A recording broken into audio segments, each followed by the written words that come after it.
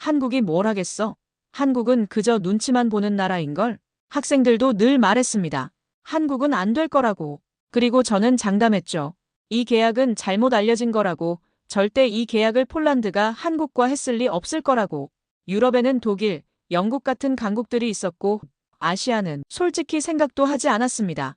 그런데 생각지도 않은 나라 한국이 저를 짓밟았습니다. 제가 평생 쌓아온 확신을 단숨에 무너뜨렸습니다. 그리고 지금 제가 깨달은 진실을 들려드리고자 합니다. 배신을 실력으로 돌려준 한국의 놀라운 행동이 한 미국 교수의 인생을 바꾼 이야기, 지금 시작합니다. 저는 제임스 스펜서입니다.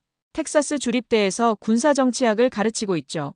지난 20년간 나토와 국방부 자문으로 일하면서 세계 각국의 방산업계를 분석해왔습니다. 그런 제가 한국을 어떻게 봤는지 말씀드리겠어요. 강의 첫날이었습니다. 저는 늘 그랬듯이 세계 방산 지도를 펼쳐놓고 학생들에게 설명하기 시작했죠. 여러분, 이 지도를 보세요. 미국, 러시아, 독일, 프랑스가 진짜 방산 강국입니다. 그리고 아시아 지역을 가리키며 말했습니다. 아시아에서는 일본이 가장 앞서 있어요. 미쓰비시의 F-2 전투기, 가와사키의 P-1 초계기. 일본은 이미 1970년대부터 독자적인 방산 기술을 축적해왔습니다. 특히 정밀 기계 가공 기술은 세계 최고 수준이죠. 한 학생이 질문했습니다. 교수님, 그럼 한국은 어떤가요? 저는 한국 부분을 가리키며 단호하게 말했습니다. 한국은 아직 조립국 수준이에요. 일본과는 차원이 다르죠. 학생들이 고개를 끄덕이는 모습이 보였어요. 저는 더 구체적인 예를 들었습니다. K2 전차를 보세요. 핵심 부품인 파워팩 엔진과 변속기은 독일에서 수입한 거죠. FA-50 경전투기도 마찬가지입니다. 미국 F-16 전투기의 설계 기술을 받아서 만든 거예요.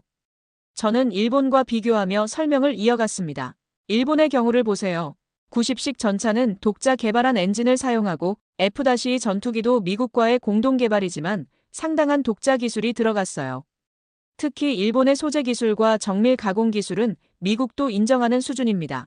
반면 한국은 핵심 기술은 외국에서 가져오고 자기네는 그걸 조립만 하는 수준이라는 겁니다.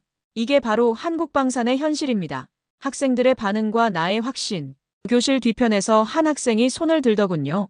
교수님, 그럼 한국은 무기 OEM 공장 정도라는 말씀이신가요? 웃음이 터져나왔습니다. 저는 그 순간 확신에 차서 대답했어요. 맞습니다. 방산은 신뢰와 시스템의 예술이거든요. 단순히 부품을 조립하는 것과는 차원이 다르죠. 저는 아시아 지역의 방산 생태계를 더 자세히 설명했습니다. 아시아에서 진정한 방산 강국은 일본입니다. 수십 년간의 기술 축적, 완벽한 품질 관리 시스템, 그리고 무엇보다 신뢰성이 검증되어 있어요. 한국은 아직 그 수준에 못 미쳐요.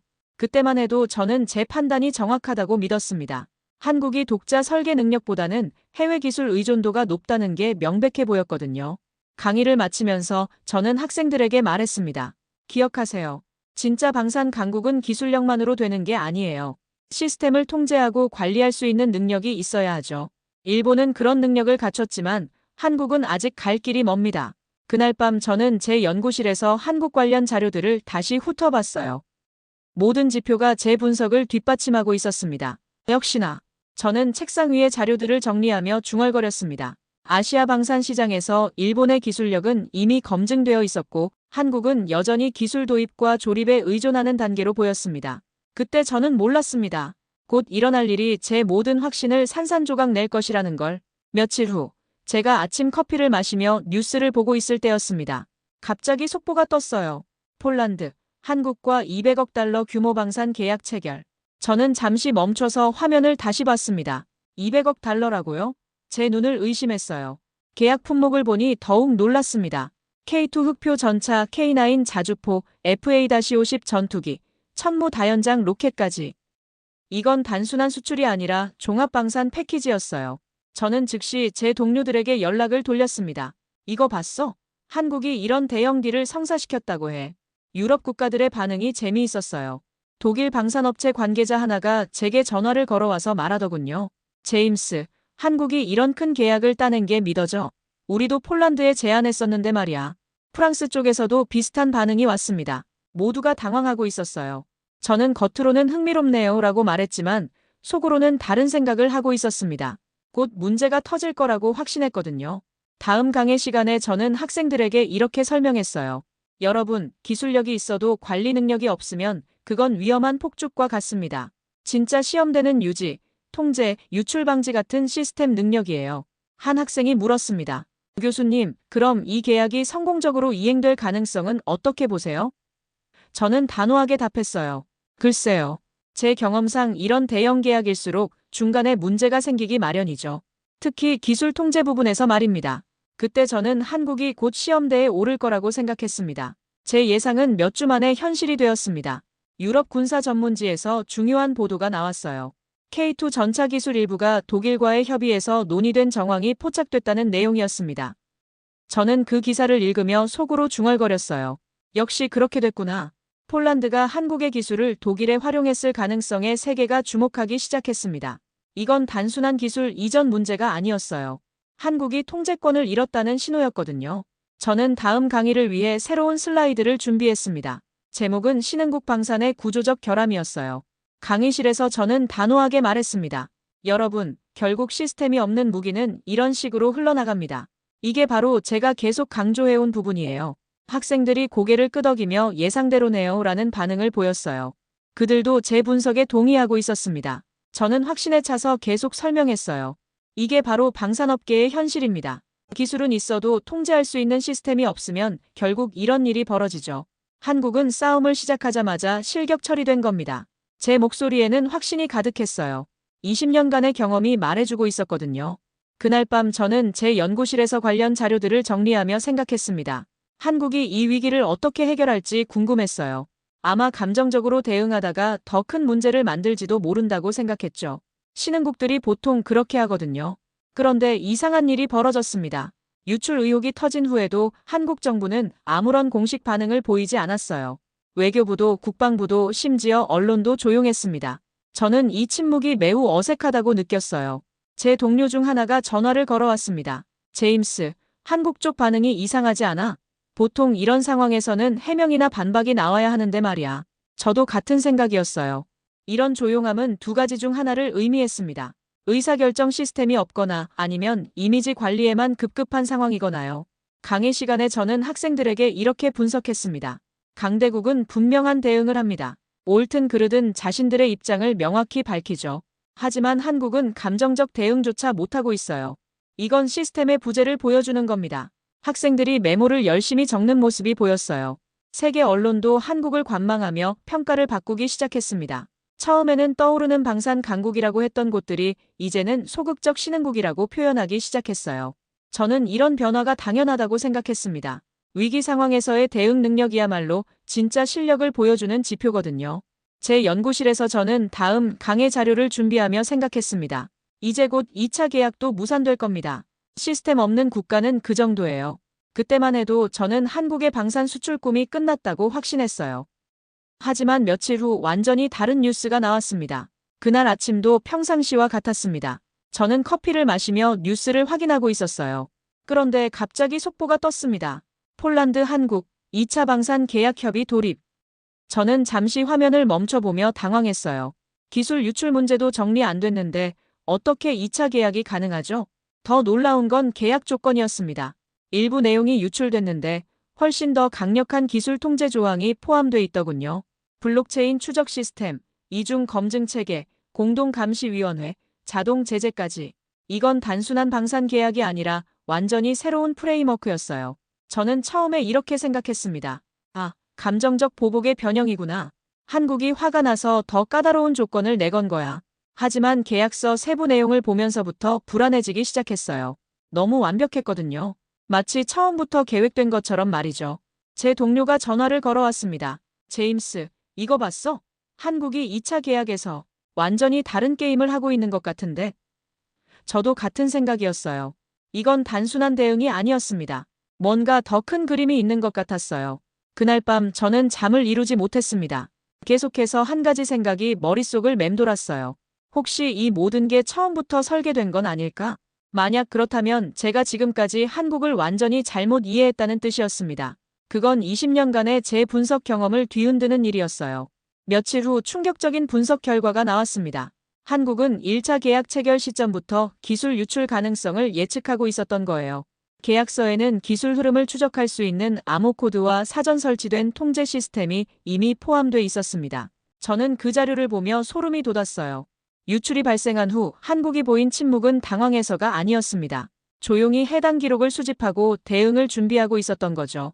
2차 계약은 문제를 수습하는 게 아니라 정해진 수순을 밟는 것이었어요. 제 연구실에서 저는 모든 자료를 다시 펼쳐놓고 분석했습니다. 한국의 모든 움직임이 달리 보이기 시작했어요. 감정이 아닌 구조로 전장을 통제하고 있었던 겁니다. 저는 중얼거렸어요. 이건 전쟁이 아니야. 전장을 코딩한 거다. 다음 강의에서 저는 완전히 다른 이야기를 해야 했습니다. 학생들 앞에서 저는 말했어요. 여러분, 제가 한국에 대해 완전히 잘못 생각하고 있었습니다. 이건 단순한 무기 판매가 아니에요. 기술, 외교, 전장을 묶는 완성된 구조였습니다. 한 학생이 손을 들었어요. 교수님, 그럼 한국은 그냥 무기를 판 게 아니라 게임의 규칙을 쓴 거네요? 정확한 지적이었습니다. 저는 고개를 끄덕이며 답했어요. 맞아요. 시스템 워페어라고 해야겠네요. 시스템 전쟁력이란 말을 한국에게서 처음 봅니다. 그날 밤 저는 제 모든 연구 자료를 다시 정리해야 한다는 걸 깨달았습니다. 20년간 제가 봐왔던 방산업계의 패러다임이 바뀌고 있었거든요.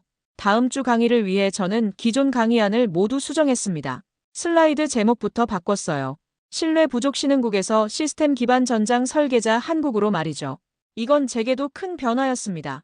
강의실에 들어서자 학생들의 표정이 궁금해 보였어요. 저는 새로운 슬라이드를 띄우며 말했습니다.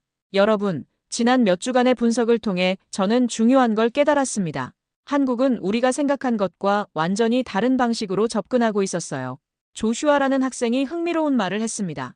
그들은 그냥 무기를 판 게 아니라 게임의 규칙을 쓴 거네요. 정확한 통찰이었어요. 저는 고개를 끄덕이며 말했습니다. 맞아요. 시스템 워페어, 즉 시스템 전쟁력이란 말을 한국에게서 처음 봅니다. 학생들 사이에 충격과 존경이 교차하는 게 보였어요. 누군가는 한국이 이렇게 치밀할 줄 몰랐다고 중얼거렸고 다른 학생은 완전히 새로운 패러다임이네요 라고 말했습니다. 저 역시 같은 마음이었어요. 그날 수업이 끝난 후 저는 제 연구실에서 오랫동안 생각에 잠겼습니다. 한국이 보여준 건 단순한 방산 기술이 아니었어요. 완전히 새로운 전략적 사고 체계였습니다. 시스템 외교의 승리. 몇 주 후 결과가 나왔습니다. 폴란드는 별다른 사과 없이 2차 계약 조건을 전면 수용했어요. 이건 단순한 굴복이 아니었습니다. 한국 중심의 기술 통제 프레임워크를 인정한 것이었거든요. 2차 계약의 핵심은 기술 이전이 아니었습니다. 한국이 만든 블록체인 기반 기술 추적 시스템이 국제 언론에 소개되며 주목받기 시작했어요. 이건 완전히 새로운 방산 거래 방식이었습니다. 강의에서 저는 학생들에게 이렇게 발표했습니다. 한국은 싸우지 않고 이겼습니다. 상대가 움직이기 전에 이미 판을 짰기 때문이죠. 이건 제가 20년간 봐온 그 어떤 사례와도 달랐어요. 군사 외교계에서도 변화가 일기 시작했습니다. 한국식 시스템 외교라는 용어가 새롭게 사용되기 시작했거든요. 유럽 무기산업 내부 평가 보고서에는 이런 문장이 적혀 있었어요. 한국은 무기를 판 것이 아니다. 전장의 질서를 설계했다. 그날 밤 저는 제 연구실에서 한국에 대한 모든 자료를 다시 정리했습니다. 제가 처음에 내린 조립국 수준이라는 평가가 얼마나 피상적이었는지 깨달았어요. 한국은 완전히 다른 차원에서 게임을 하고 있었던 겁니다. 이제 저는 확신할 수 있었습니다. 앞으로의 방산업계는 누가 더 많은 무기를 갖고 있느냐가 아니라 누가 시스템을 더 잘 설계하느냐의 싸움이 될 거라고 말이죠. 새 학기가 시작되었습니다. 저는 완전히 새로운 주제로 수업을 시작했어요. 칠판에 이렇게 적었습니다. 전쟁은 무기보다 구조로 싸운다. 학생들의 눈빛이 호기심으로 가득 찼습니다. 시스템 워페어, 즉 싸우기도 전에 이기는 전략에 대해 이야기해 봅시다. 저는 한국 사례를 중심으로 설명하기 시작했어요. 한 학생이 손을 들었습니다. 교수님, 이게 정말 계획이었을까요? 저는 확신에 차서 답했습니다.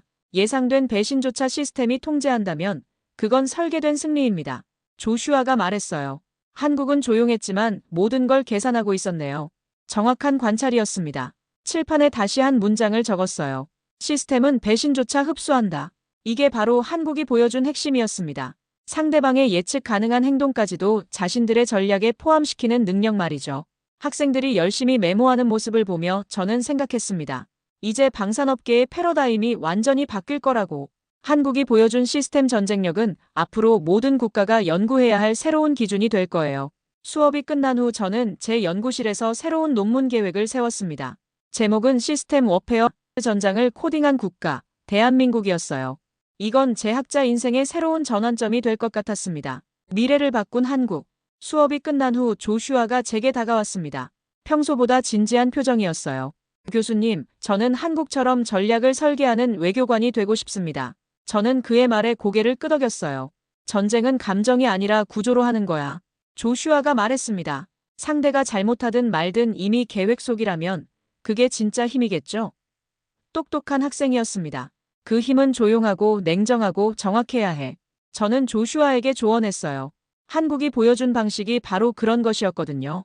감정적 대응 대신 체계적인 준비와 실행력으로 승부를 낸 거죠. 조슈아는 한국 사례 분석을 주제로 졸업 논문을 쓰기로 결정했습니다. 저는 그의 선택을 적극 지지했어요. 이런 연구가 더 많이 나와야 앞으로의 국제관계를 제대로 이해할 수 있을 테니까요. 제 연구실을 나가는 조슈아의 뒷모습을 보며 저는 생각했습니다. 다음 세대는 이미 한국을 배우고 있구나. 앞으로 20년 후의 세계는 어떻게 변할까요? 한국이 보여준 시스템 전쟁력이 새로운 표준이 될지도 모릅니다. 그날 밤 저는 오랫동안 창밖을 바라보며 생각에 잠겼습니다. 제가 20년간 연구해온 방산업계가 완전히 새로운 국면에 접어들고 있다는 걸 실감했어요. 그날 밤 저는 과거에 쓴 논문을 다시 펼쳐봤습니다.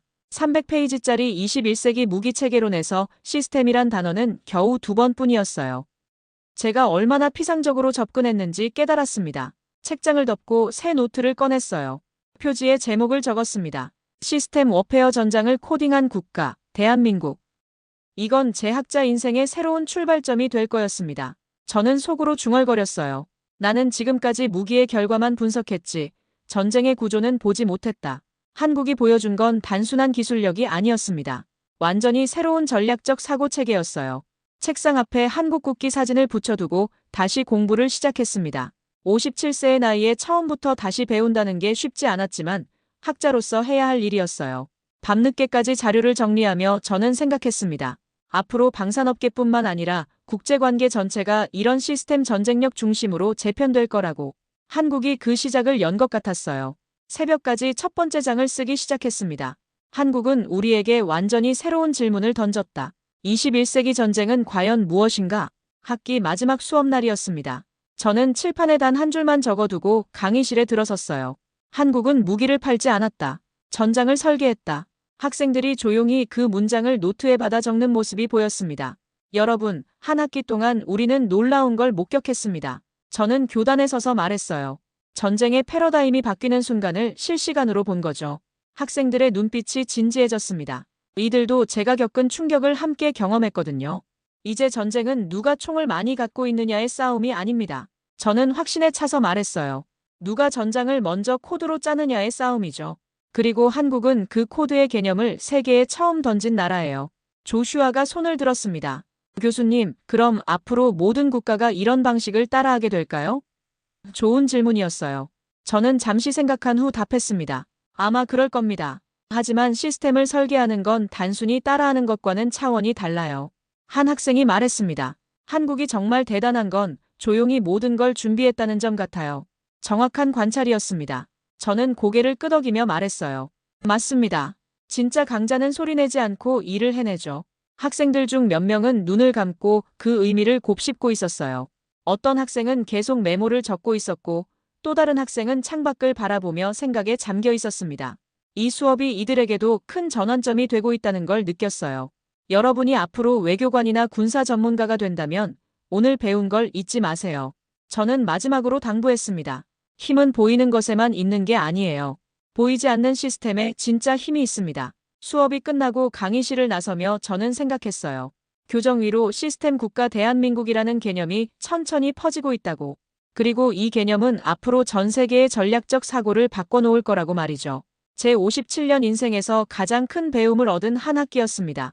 한국이라는 나라가 저에게 가르쳐준 건 단순한 군사기술이 아니었어요. 완전히 새로운 세계관이었습니다.